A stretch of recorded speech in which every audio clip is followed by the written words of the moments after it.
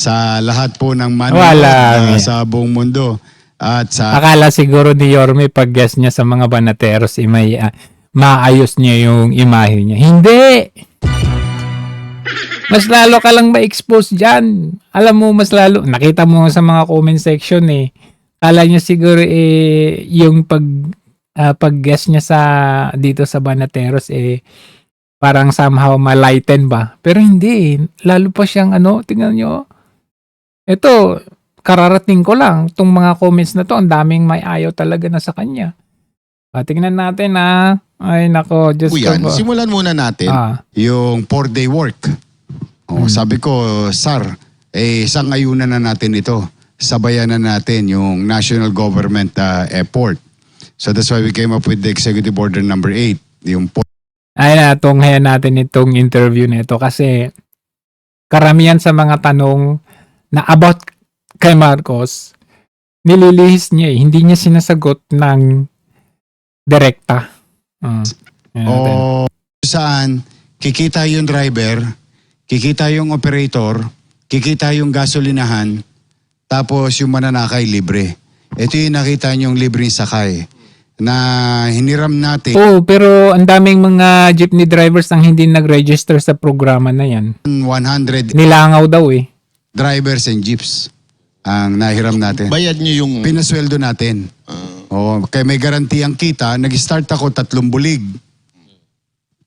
1,000 sa driver, 1,000 sa operator, saka 1,000 gasolina.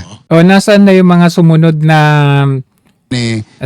na batch ng mabibigyan dyan sa sinasabi nyong subsidy na yan? 200 Wala na, di ba? kitain ng driver. Ngayon, nag-umpisa na naman sila sa bigas. Sabi nila, for the next 6 months.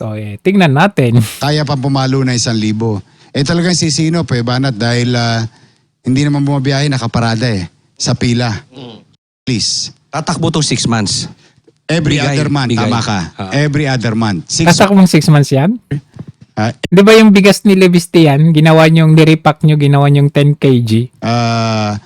Under the LGSF. Yorme, matuloy kaya. Baka hindi kaya mabudol kayo. And then, Oli, download na kasi yung pera na yan. Ba, kay Levistian. Kumbaga. Yung sinabi ko sa iyo, pinatakbo namin yung mga regulasyon, sinunod namin, binilisan namin, then yun. Kaya ano na siya, tiyak na yun. Kasi yung pera ay nasa lokal na pamahalaan na. Ang pinakamalaking nakuha, Quezon City. Pangalawa, Caloocan. Pangatlo, Manila. In terms of hundreds of millions ang nakuha. We were there together. So, after that, ito, nasimulan na namin isang araw. Budol yan, budol. Hindi yan magtatagal. Bulig, 4 ang binigay ko doon sa area. Pati Baseco, may tumama rin.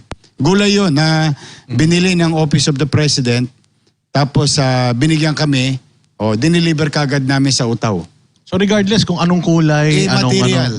Talagang basta makakatulong sa lungsod ng Maynila. Wala namang kapalit na kailangan i-promote sila. Good question. In fairness to President Bongbong Marcos, In fairness. for so many instances, In fairness. many instances na nangalabit pengi talaga ako, literally. Talagang, sabi mo, baka naman. Grabe.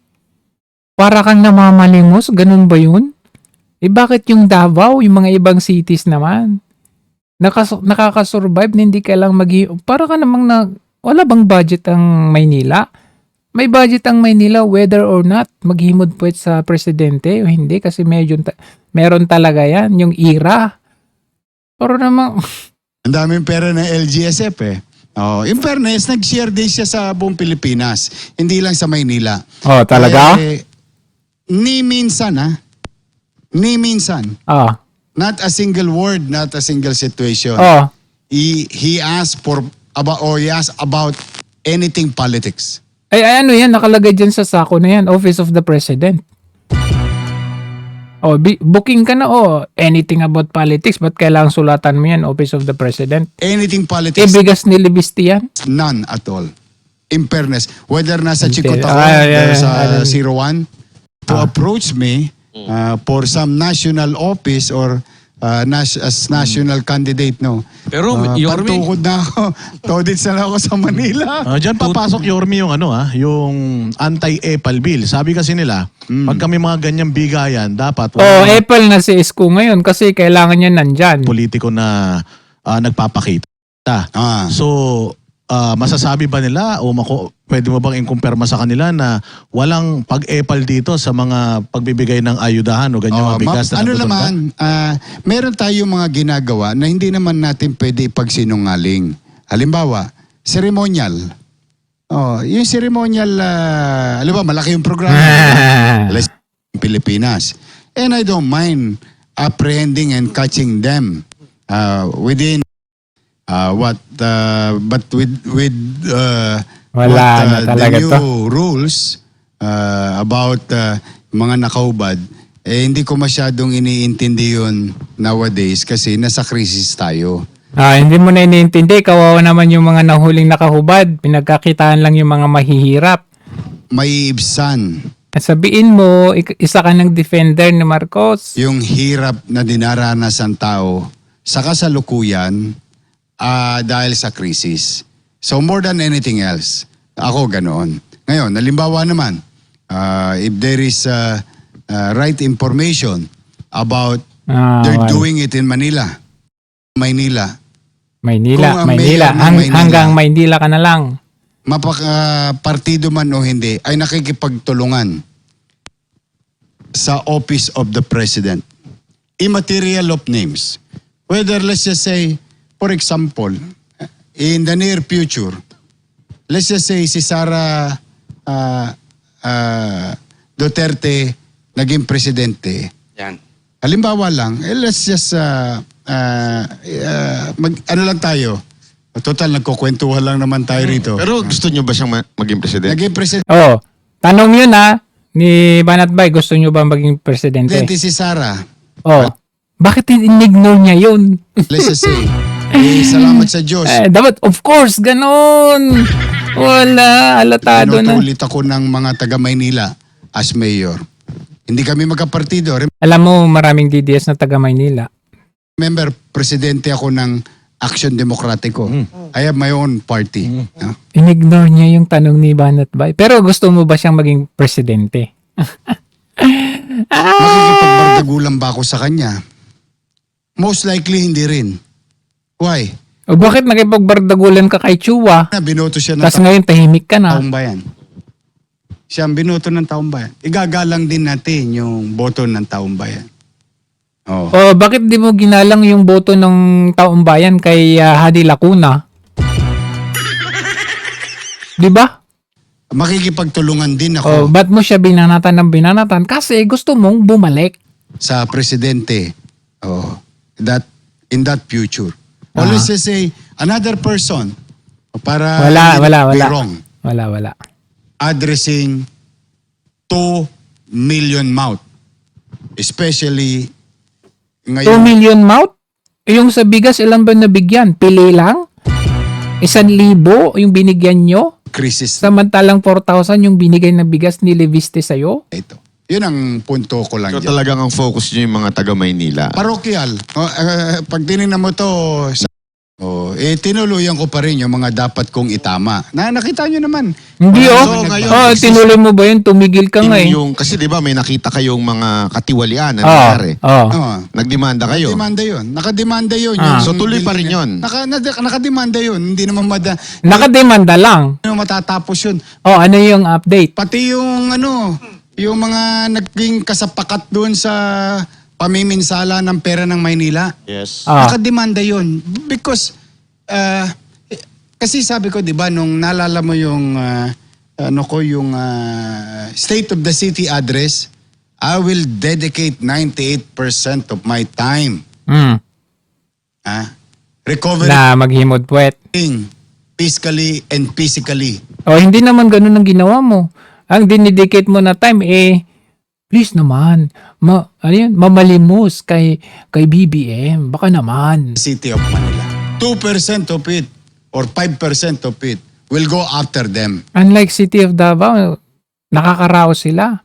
May sarili silang pera. May surplus pa silang budget. Oh, wala pa silang utang. So ibig sabihin, ginampanan ko yung tungkulin ko, hindi siya pag-aakusa. Akusa lang, yung laway-laway lang. Oh. Ay, anong ginawa mo kay Chua? Hindi ba ako sa yon? Technical, nakakuha kami ebidensya, pinail namin sa ombudsman. May isa nakapile sa ombudsman, isa nakapile sa korte, regular court. Ang dami nila. Lahat tinabol ko ng Inabol. Anong inabol mo? what you call Yung maleta? contractor's tax. You can check my Facebook. You can check the news. Lahat nung nakita ko nung araw, hinabol ko within the ng batas, no? Ayoko naman kasing umabuso eh. Alam mo magkano kinita natin? Lalo ka na, taga Maynila ka. Alam mo magkano kinita natin? 260 plus million Oh, may kinita pala eh. Ba't kailangan mong mamalimos? sa contractor's tax. Aling si Auntie Ay, Claire. ito. Tanong ni ano? Ayun, katulad yung Tanong kumpara. ni J. Guevara. Hindi na huhuli. Ganito rin yun. Yung kapit Tanong. ng bahay, nakaipon ng kaunti, yung dingding niya, ginawa niya ng pader. O tapos sisingilin mo ng building permit. Pero yung mga kontraktor, hindi. Hindi naman po pwede yun. J. Guevara, pasok! So, Nadali naman. Yun naman ang para doon sa nagtanong. pero Yorme kanina, nabanggit niyo yung about sa krisis. Sinasabi kasi ng palasyo na wala pa tayo sa krisis. Ano pong masasabi niyo doon? Ano yung sagot niya? Hindi, sinabi ni Presidente, crisis na tayo. Alatado ka na, boy. May mga Parehas nga sila ng boses eh. Si Marcos saka si Auntie Claire, wala pa daw tayo sa krisis eh. confusion lang siguro sa mga message ng ibang ahensya. Ha? Pero very specific si Presidente. I was there. I was there. Sa tingin mo, bulag kami, hindi namin nakita, hindi namin napanood yung sinabi niya, wala pa tayo sa krisis? I was there. And I heard it from him na may mga challenges tayo sa nangyayaring krisis na to. Wala talaga. May something talaga dito kayo. Iran at Amerika at Israel. So, ibig sabihin, Yorme, sinungaling si Auntie Claire. Ay, hindi ko alam sa inyo. Hindi ko alam kung sino nagsabi nun eh. Ay, wala. Kasi sinasabi ko, yun ang galing kay Presidente Marcos mismo. Now you're revealing your true color. Dahil I was there. Marami kaming Now we know na talagang butterfly ka nga talaga. Tama nga naman yung sinasabi nila noon. Alam mo nung sinusuportahan ka namin nung 2022, may mga nagsasabi na butterfly ka.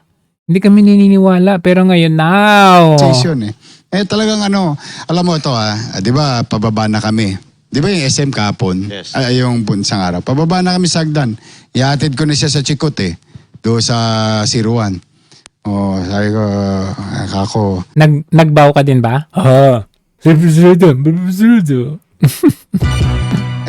least ngayon kahit papaano, yung mga taxi, pare, kawawa naman yung mga middle Wow, class. pumpari na pala kayo.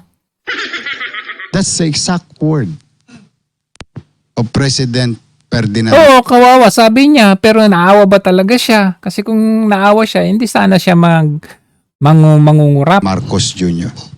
Wala na tong sugar coating That's the exact word. So, he knows. Ang hirap pa sinungalingan nun. Lalo na, tenga ko, maaliwan. Ikaw lang nakarinig eh. Sinabi ba niya yan in public? Pa naman siguro ng tenga ko, no? In fairness. Bolex talaga to. Artista, alam mo yung I have to give it to the President. Patungkol sa mga nag-aabuso. Tanong next. Talagang hindi katanggap-tanggap. Dapat Next. makagawa ng sistema. Now, again, to add up to those people who committed, di ba nag-hearing ngayon, Sandigan Bayan, Ombudsman, Korte, and so on. That's the way to do it. I think he's doing a good job about this, going after this now. Wow! Ba't ang ingay mo noon? Sana hindi mo na inumpisahan yun. Kasi tsuwa ka ng tsuwa, kurap ka ng kurap ng time na yon. Kaya ka nanalo actually. Ang tingin ko, Tapos ngayon sasabihin mo na may due process tayo. ang inaasahan ngayon, hulaan ko lang hula ko lang naman to. Baka pa naghahanap ang taong bayan ng iba pang isda na dapat makalawit. Hindi na kami naghanap kasi meron talaga kaming nakita. At yun ay yung himudpwet mong boss. Yung mapapanagot. Ay, yung In the si way Marcos. iniintindihan ng tao. Nasa tingin nila sino pa ang maging Si Marcos. maging kasapakat. Yung humawak sa kawali. Yun. Ito Yorme, ito yung tanong ng taong bayan, lalo-lalo na yung mga tagasunod ninyo kasi ito si Yorme, iniyakan ko to nung nung kumpanya dahil magkasama kami nito simula't Olats tayo. Olats tayo. Buti nga. Pero itong tanong Alam mo kung ikaw naging presidente, ewan ko na lang sa totoo lang. na to hanggang ngayon Baka mas worse ka pa. imagine ko pa rin to At ini-imagine to ng mga tagasunod ninyo. Kung ang nanalo ba ay si Yorme, ito bang problema natin ngayon sa ghost projects, flood control scandal, wala to. Ang hirap sumagot sa bagay na hindi nangyari. Ang hirap pero kayo, sa tingin nyo, Kasi yun ang kayo na lang sinasabi. siguro mag-gusto sa akin. Kayo Actually, na yun lang. ang sinasabi, Yorme. Ano daw Nakita nyo ako nung nag-mayor ako. Tingnan ninyo Siguro, to answer that directly, magbibigay ako ng isang sitwasyon. At kayo na ang humusga ng iba pa. 30 years, hindi madaanan ng rekto. Ang 8 na. Ikaw, tama, holy child ka na ng mga building permit. Wala. Bulpa ng pamala. Hindi ko talaga, iba-blacklist ko talaga sila.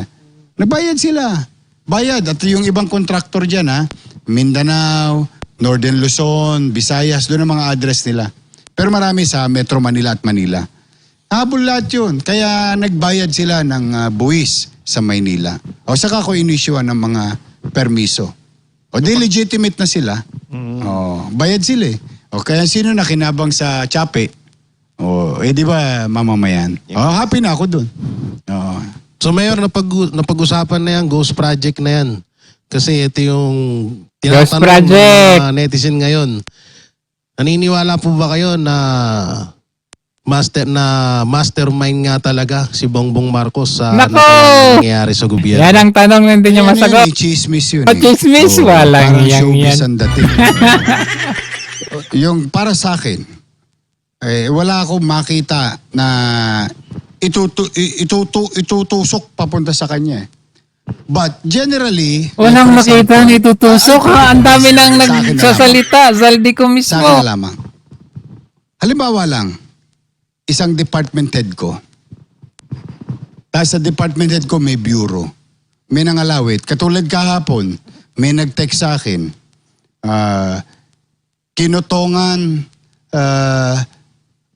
na clamping, ang bayad 900, inoperan 600. Ba't mo iniiba Wala yung kasi. usapan, yung tanong? Yung tanong, naniniwala ka ba? Kilala niyo yung nag-text sa akin na yun. Kilala siyang Hindi personal. yan ang tinatanong niya. Immediately siniyasat ko. Katabi ko lang si Joma. Anong tawag na sa akin? Is komunista. Tama. Kaya. Correct. So they may. BP Sara Bakit natin sasabihin dahil lang sa may litrato? May kasalanan na si BP Sara. Ano yun? Ano sinabi? Ano yung nag-gaibi, nagbota ng Chape ng pera kay BP Sara? Sabi lang niya yun Yes. Di ba? So yung akin, ganun. Kaya, ang pinakamabisa sa ating mga Pilipino, ito naman, in conclusion, ako naman ito lang, para hindi tayo naliligaw at hindi pumapait ang buhay natin. No? Kasi Aba, nagpaparinig. Bitter daw Konsume, hirap na nga. Tapos ito pa, balitang naabutan mo, di ba? Tira dito, tira doon, point A to point B, 90 ikaw, million. ganon ka nun. Nung hindi na-discover, point B to point A, 90 or incident in our life. Destroying one person or pulling somebody's feet para ikaw ay umangat. Tapos na sa laula na ang pamalan. Di ba yun yung pwedeng ginagawa nila kay Sara ang ngayon? gobyerno. Walang yan talaga to. With all honesty, hindi pwedeng pumalpak ang leader. Kasi nakasalalay dyan ang buhay ng tao. Sa Ipalpak na pang-araw-araw, siya eh.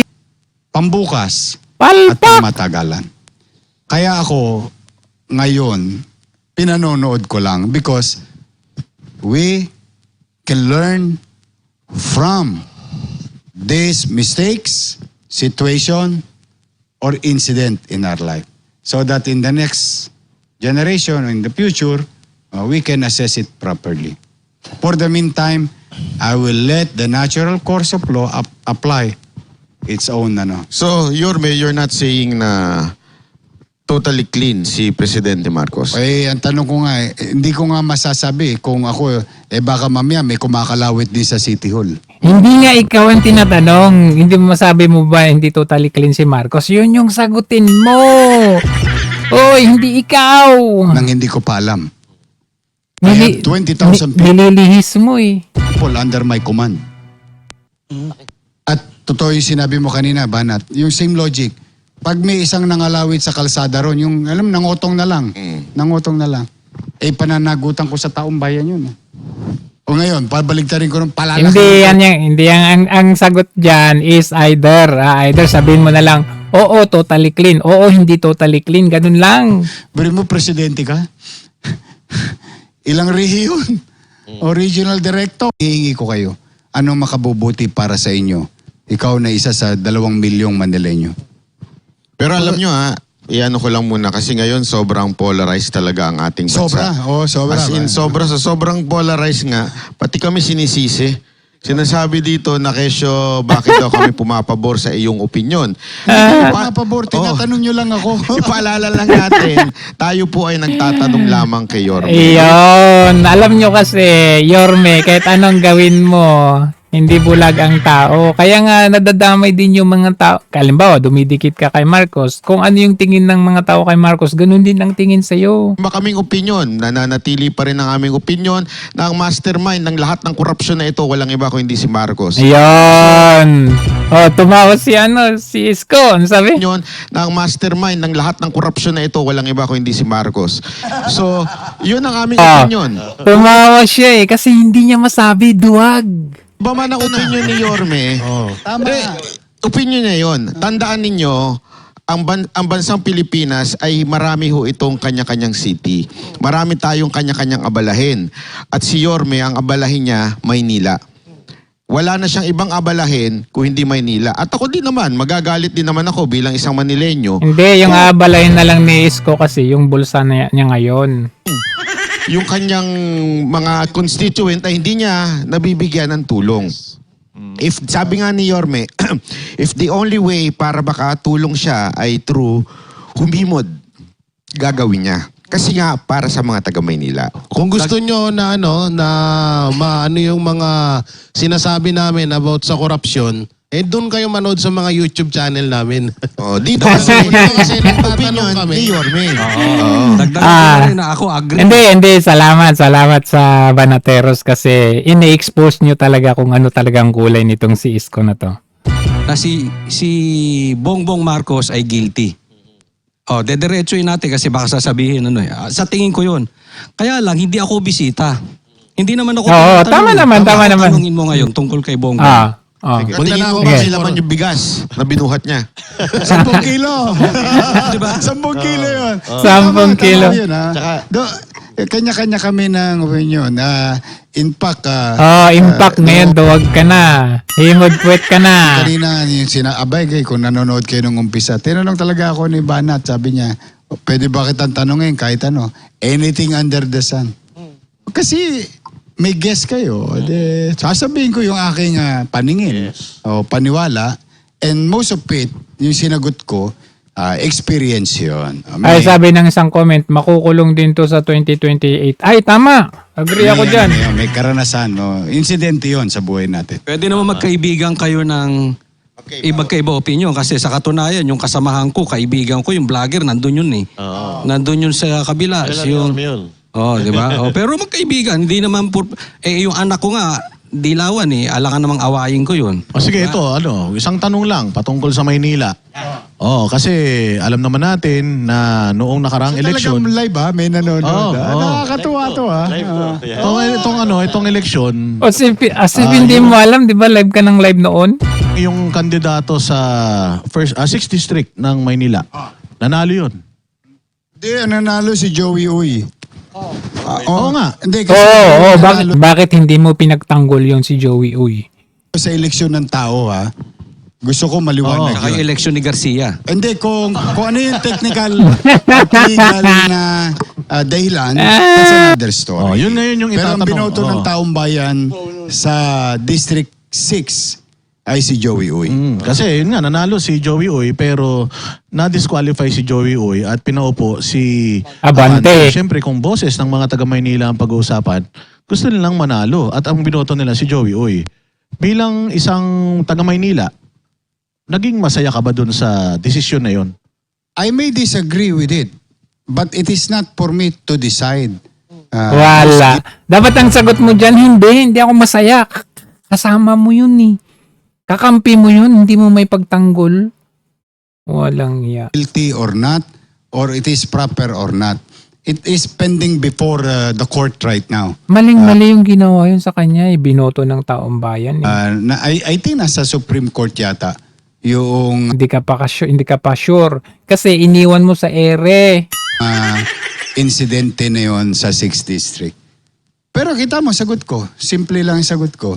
Kinampanya namin si Joey Uy Ano? sa So- puso't damdamin So anong ginawa mo ngayon para matulungan naman yung tao? ng mga taga-sais. Ang binoto ng taong bayan, si Joey Uy. At si Joey Uy ang nanalong congressman sa 6th District. O kaya lamang, may claim. Ulitin ko may claim. Yung kabilang panig na technical. At sila'y napaboran. Initially. Ang tanong, pinali na ba yun? O hindi pa naman. O ngayon, ang nakaupo, yung dating congressman pa rin. Pero, hindi ibig sabihin, wala na yung kaso. Ang tanong nga kung masaya ka ba? Hindi niya tinatanong kung ano ba yung naniniwala ka ba sa technical. Masaya ka ba? Kasi minsan matagal yung matagal talaga yung pagpapasya. Pero, it's there. Pending before the Supreme Court. Ito maganda sa show na to, Banat Bayan. Kasi maraming mga inaanyayahan kami mag-guest dito pero natatakot sila eh. Ba't ako matatakot Kasi Banateros, akala nila dito kapag hindi pasok sa opinion natin, dun sa posisyon natin, didikdikin natin. Dito hindi. May respeto tayo sa... Oy, maganda yung sinabi mo, hindi pasok sa ano natin.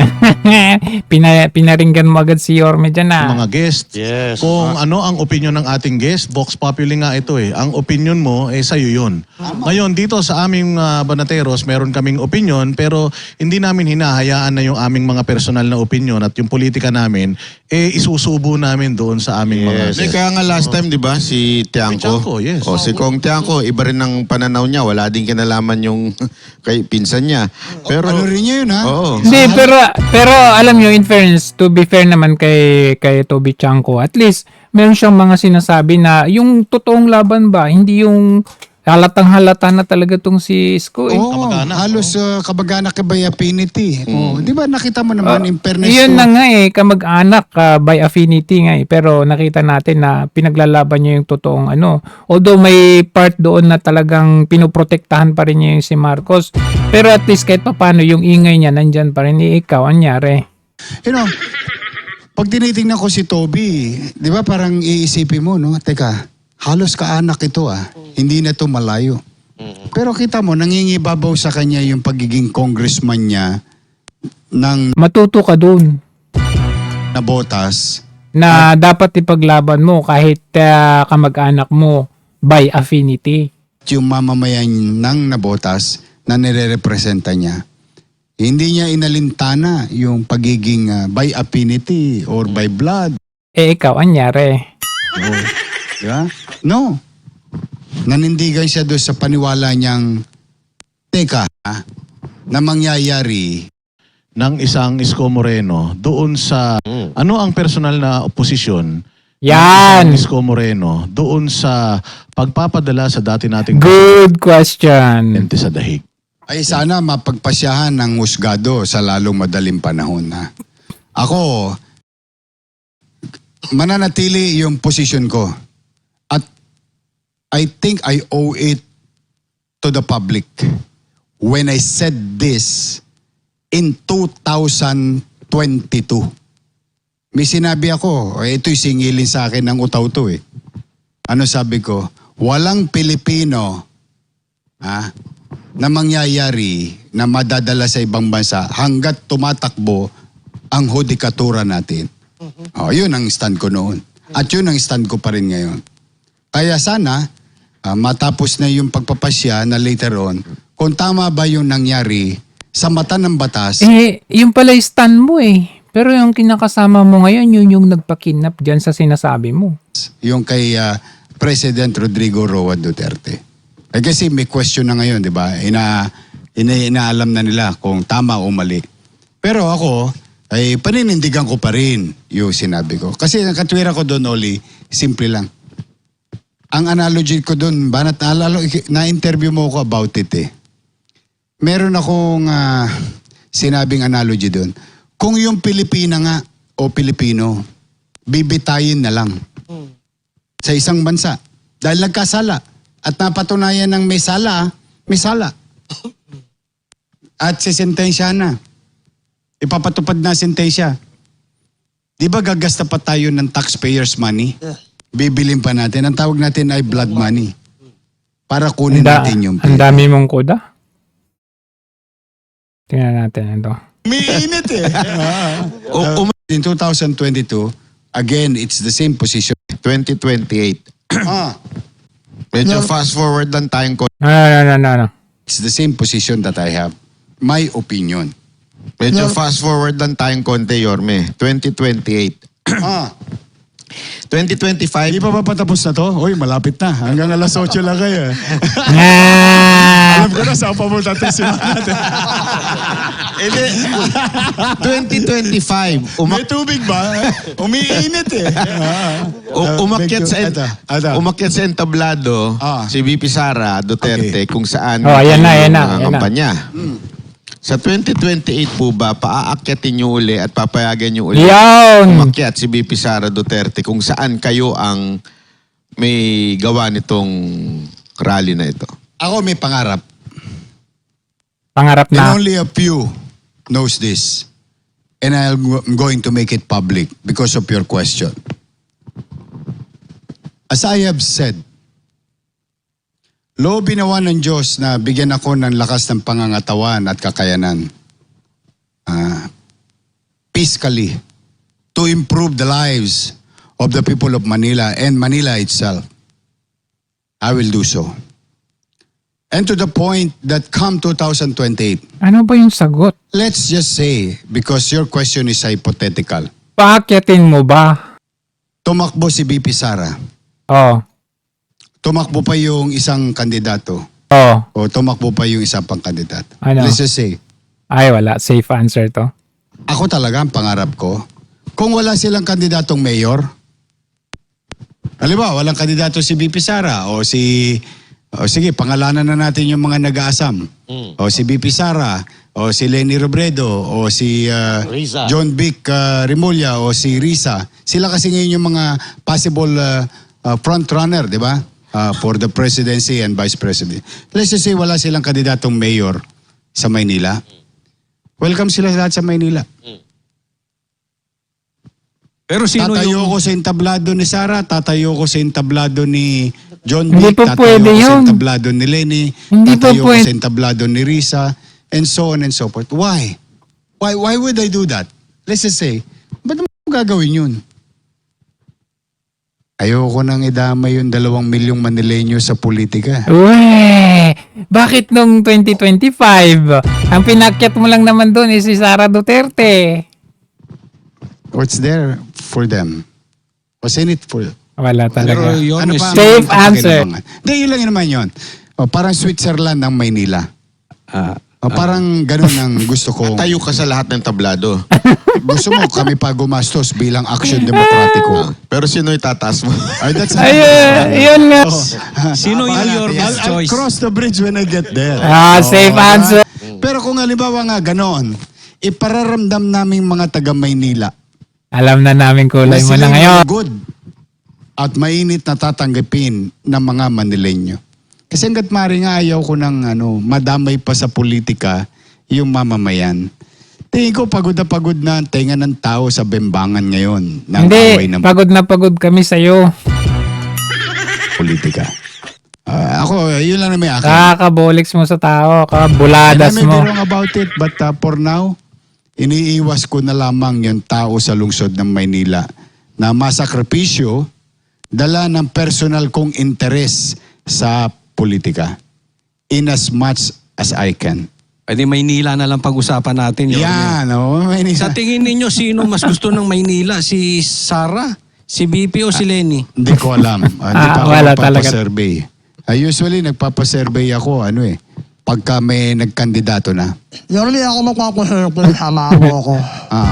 Sama mo na lang ako, ha? Ano na Ginawa mo lang? pang bodyguard ah. Gusto ko, Manila naman eh. Sama mo ko, Yorme. Lahat kayo, marami namang Samahan sa kaso. Papanood ko sa YouTube saka sa Kalye TikTok. survey. Anong tawag doon? Kalye survey. Maraming tumitira eh. Yung iba nga nakikita ko Maynila pa eh. Yorme, may iba tayo. Kasi nabanggit mo to nung in-interview ka namin, yung unang pagkikita nyo ni Banat Bay doon sa bagong ospital ng Maynila at tinur mo kami doon eh. So nakita namin na parang St. Luke's yung itsura pero libre. 'Di ba? Likod may helipad pa tapos sabi mo sa amin noon, meron akong blueprint nito. Pag nanalo akong presidente, bawat lugar lalagyan ko nito. 17 ang sinabi ko sa iyo. 17 na ospital ng Maynila. Totoo yun, sinabi ko sa iyo yan. Yes. Natatandaan ko yan. Eto, ang tanong, kung merong lumapit sa inyo na presidente na hingiin yung blueprint, papayag ka bang... Ay, bakit hindi? Nag-opera mga cabinet secretary. Meron silang... Yung pinagpasyahan namin, re-recumpirma nila. Ibig sabihin, ang ginagawa ng presidente ni President Rodrigo Roa Duterte at that time, kukonsultay muna yung lokal. Pag nagkadali na, maliwanag na, i-implement na nung gabi na yun. Ano nangyari ngayon? Wala ka ng proyekto ngayon. Bukas na ba barbershop? Ngayon, kukonsultahin mo, mamamalimos ka kay Marcos Jr., ganon. No, barbershop. Nasa sitio lang ako natutulog eh. Pag alas 9 ng gabi, manonood ka na. Yung napag-usapan kanina, para kinabukasan i-implement. Bakit ko ikinukwento yun? Mahalaga kasi yun. Yung mabilis ang aksyon, mabilis ang kilos. Wala na ngayon yan. Kaya ko nasabing mas mahirap nung COVID-19 kasi economically affected tayo tapos may threat sa buhay ng tao. Tapos walang playbook. Walang playbook. Okay? Ngayon, ito ba'y minamaliit ko, itong crisis na ito ngayon, yung oil crash? Hindi. Kaya lang may playbook to. 1970... Nangyari na to 73 o 79. Basta 1970s, may playbook na to sa mundo. Yung OPEC ba yun? O APEC? kaya nagkaroon ng OPEC, yeah. Oo, di ba? Nagkaroon na ng insidente ganito. Hindi nga lang gera, pero pareho ang epekto. So ang point ko, ngayon ang problema lang natin yung ekonomiya. Pero walang threat sa buhay. So kaya hindi pwedeng ipagkumpara. Yung minsan may nakikita ko, weak si Marcos, strong si Duterte. Ay, wala. May mga ganun eh. May mga nakikita akong mga pagkukumpara. Hindi. Hindi, yun na nga eh. Oo, yung sitwasyon. Ang problema dito is Nung kasi araw, maswertihan mo, yung... sabi mo nga mas mahirap nung COVID pero bakit nakayanan natin? Ngayon nga mas madali sabi mo pero bakit ang hirap pa rin ang trabaho ni Marcos? Nahihirapan siya, wala kang makikitang magandang maayos na trabaho. Sitwasyon, Di ba? nagkataon na yung leader noon, Malakas. sanay na mabilis ang kilos. Yung ngayon, At mga weak. tao niya, mabilis ang kilos. Yung tao ngayon, Kasi there is maleta lang. yung clock umiikot pero alam mo may namamatay. Alam mo na eh. Alam namin lahat eh. Bawat minuto may namamatay eh. Dito, kailangan maging maingat ang pagpasya sa ekonomiya kasi hindi ka naman pwedeng agad-agad na re-responde, magre-react on economic policy na nakalatag na at meron ng magandang resulta, nagka-hiccups lang o nagka-bump o yung sa kalsada ba, yung nalubak ka lang o ililiko mo na, hindi po pwede basta-basta. Kailangan mag-ingat ang mga ekonomista. Yun ang difference itong sitwasyon. Tapos, ulitin ko, nung pandemya, walang playbook. Larga tayo ng larga. Ngayon may playbook naman. Yung meron tayong gabay at susundan. Kasi nangyari na rin. Agree naman ako sa inyo, Yorme, na mas mahirap noon panahon ng COVID. Mahirap. I cannot imagine PRRD managing the country at 100 million. But because you know it very well. Ako nga, mayor lang eh. Nakita mo yung dingding ko, di ba? Alam mo kung nasaan yung patay. May nakatago yung data nun, di ba? Yung, ito, patay ngayon, 3, 4. Ito, buong Pilipinas, may namamatay araw-araw. Ikaw, presidente, uuwian ka ng ganon data araw-araw.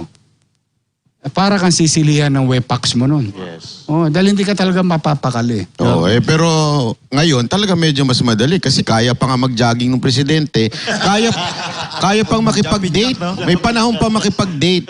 Noong panahon ni PRRD, hindi, nakagulat din yan. Dahil sinabi ni Yorme, sa gabi kagad, solve na kagad yung problema. Na sabihin, nako-confirm na yung mga gusto nilang mangyari. Ito nga, yung ang excise tax lang, hindi matanggal kagad eh. Hindi nga madesisyonan Yun na lang, di pa madesisyonan eh. Kaya nga, Yorme, kung sa tingin mo, Pero ulitin ko ha, para lang naman na, I have to Ayan na. hindi Defender na. magpasya pag-economic policy. Ay. Weak siya, amo I have to, kasi may mga ekonomista, baka mamaya alam nilang ko yung... So mas magaling ka pa sa mga senador na gusto nila at mga congressman na gusto nila na matanggal muna yung VAT, masuspend muna. big kong sabihin. Kunwari kayo yung presidente, would you babawasan nyo ba yung excise tax? Hindi, pero pinangako ko sa kampanya yun, kahit may krisis o wala 50% tax cut sa kuryente, 50% tax cut sa oil. Remember my ads? Tingnan nyo, i-google nyo. hindi, natatanda natin yun. Nataporma yun. Sabi mo noon nakamute pala. Sabi mo noon, sabi mo 50% tax cut pag ikaw presidente. Hindi kami niniwala dyan, medyo budol yan. Kasi ngayon pa nga lang tinaas mo basura, collection ng basura sa Maynila, 1,000% ang itinaas. So paano kami maniniwala? Hindi na to Kampanya to, theoretical.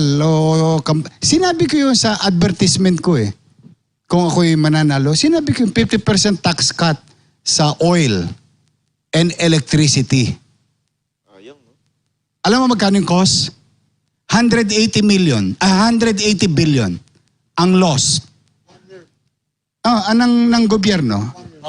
Pero meron ako idea doon.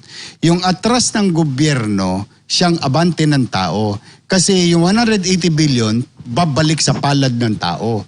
At yun, nasa palad niya, gagastahin niya yun. Yung what you call velocity of money. Iikot pa rin. Ngayon, nawalan ka na 180 bilyones.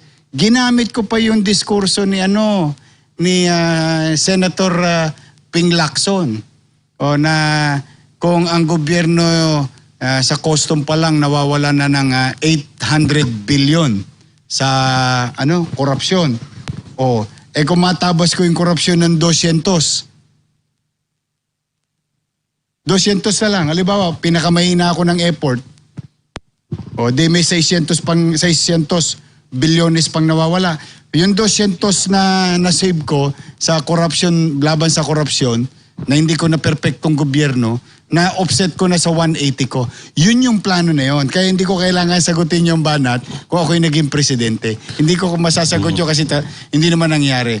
But just stating a fact that I made mention during the campaign in 2022 as a matter of promise and one of my economic policy na gagawin ay 50% tax cut sa kuryente, 50% tax cut sa krudo.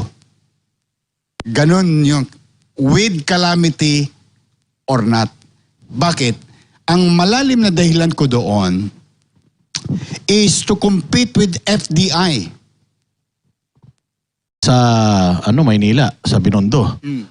Ano sa tingin mo itong Wala akong xenophobia magagawa. na nangyayari ngayon? Wala naman bisa ang salita ko eh. Kasi local politicians ako eh. Ano yung tanong? Ano yung tanong? Kasi local. Na sa Binondo, Anong administrasyon. Kasi may Chinatown ka. Oh. Sa Maynila, sa Binondo. Ano sa tingin mo itong Wala presidente. Yorme, sa foreign policy. Foreign ano policy. masasabi mo naman sa current foreign policy ng administrasyon? Kasi may Chinatown ka. Oh. Sa Maynila, sa Binondo. Ano sa tingin mo itong Wala akong xenophobia na nangyayari ngayon? Wala naman bisa ang salita ko eh. Eh ano yung sagot mo nung ikaw ay tumatakbong presidente? Kasi local politicians ako eh. It Palusot. doesn't care. I mean, what's the point of saying something like that because it is not within Hindi, at your least mayroon kang masabi man lang. jurisdiction and control. But as far as Manila is concerned, no? Eh sa Maynila, Nililihis mo, at least may boses ka, sa totoo lang. Marami ka ding followers, sa totoo lang. welcome. Ang hindi lang welcome, Tolonges. Yun. Now, ang Tolonges, Pilipino, Manileño o Banyaga. Pare-pareho ang approach natin sa kanila. Pag sila ay nagkamali, ay that's another story. Pag Harapan na rin yung about sa COVID. So may gusto ko lang ako tanong na at sinabi nyo rin na napakahirap nung dinanas talaga nung COVID na yan at alam naman ng buong Pilipinas yan. Yung panahon ng COVID at panahon ngayon, yung utang ng Pilipinas noon, nung panahon ng COVID, Ayan na. halos 4 trillion lang kung di ako nagkakamali. Sa buong termino rin po yun ni Pangulong Duterte. Sa panahon mo ngayon, is nasa halos 8 trillion na pong naidagdag sa utang ng Pilipinas. Pero kagaya ng sinabi nyo, mas mahirap ang nangyari ng COVID kaysa ngayon. Ano pong magiging komento nyo dyan? No, alam mo, marami tayong inutang ng COVID Gusto ko lang din itama. Baka lang hindi natin napapansin. No? Hinango din yun ni President Marcos. At ginawa yun ni PRRD para iraos tayo. Grabe talaga. Grabe talaga yung lihis at playing safe niya. Ewan ko ba bakit issue ang utang ng gobyerno? So hindi issue yun sa'yo? Kala ko ba gusto mong patasin yung antas ng pamumuhay ng bawat tao? Hindi ko alam. Hindi issue yun? Grabe. I don't know. Baka mali ako pero Paano hindi utang? Tayo ang magbabayad hanggang sa susunod na henerasyon. Hindi yun issue sa'yo? Wala I niya. continue to believe ang gobyerno ay hindi savings bank. Kapag nakakarinig kayo ng leader Siguro natutulala yung mga banateros dyan. No? na Hindi daw issue. I don't want to offend anybody but I just have to state a fact. Hindi para mag-impok. Kasi ikaw, nag-iwan ka din ng 10 billion na utang nung ikaw umalis sa Manila. Ang gobyerno, lokal o nasyonal, ng salapi o buwis ng taong bayan. Hindi yun sinadya, hindi yun ipinagkatiwala ng taong bayan sa mga leader at tagapagpatupad ng mga programa sa atin, yung pera na yun para ilagay sa bangko at patubuan. Dan di po ako naniniwala. Kahit sa Plaza Miranda, tatayo po ako. Ngayon, masama bang umutang ang gobyerno? Hindi rin. Hindi rin po. Hindi masama umutang. Basta may mapupuntahan. Amerika, mayaman.